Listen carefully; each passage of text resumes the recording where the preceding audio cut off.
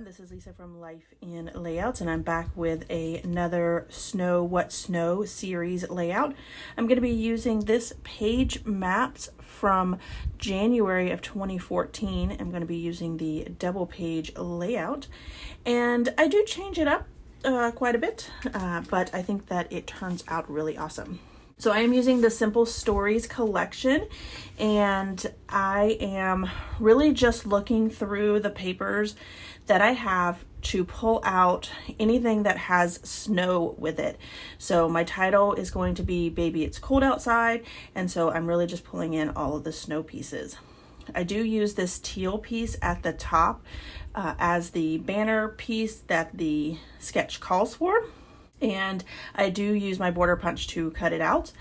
I then go ahead and add the border directly to the striped paper. It makes it a little bit easier to make sure that it is straight and when I get it down. I do use some washi tape on the back just to make sure that it is stable and that the adhesive is not showing.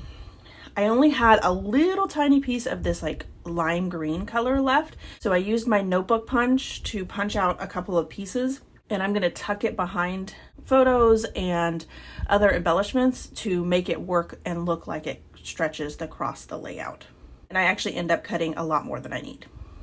So I'm going to go ahead and adhere these bigger pieces down. And while I'm doing that, these photos are when we were at the indoor amusement park in Wisconsin, and they have this almost like a carousel, but it's like little animals, and they fly out to the left when they go around the corner.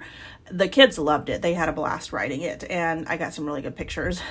This is one of those that I had to take a ton of pictures of before I could actually get good ones because they were moving. You can see here that I am adding down the lime colored pieces, and I'm going to end up moving those to make sure that they overlay with the photos. Now, I didn't have a 4x6 photo in the portrait size, so I decided to use Baby It's Cold Outside. I decided to use it as my title in place of the 4x6 photo.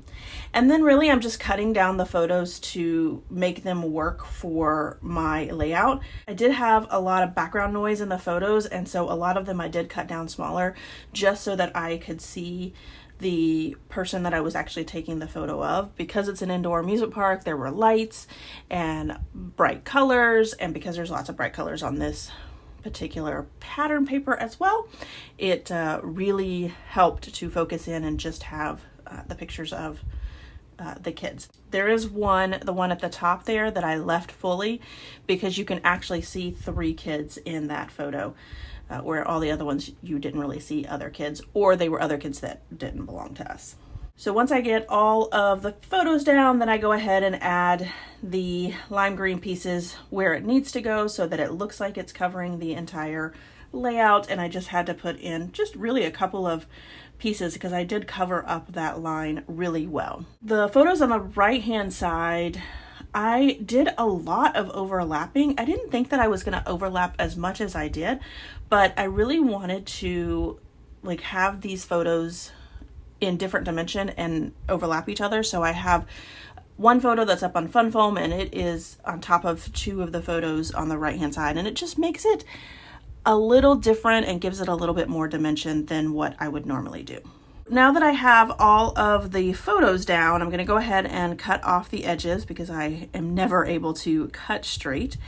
And I am also going to go ahead and use my distress ink to distress the edges as well, just to bring in some of that more green color. I went ahead and used this little bear holding a snowboard. I think that's a snowboard. I don't know anything about snow. Where an embellishment calls for on the sketch. And then over to the right hand side, I was going to add that house, and then I thought maybe I'll add this moose, and I really wanted to add the house. I don't know why, I just felt like it needed to be there. So I take it off and put it back a couple of times, but it is end up going to be on the layout.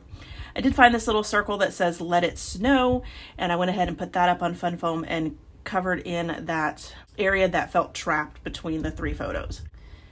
Then I go ahead and add the house up on Fun Foam and add it to the right hand side of the layout.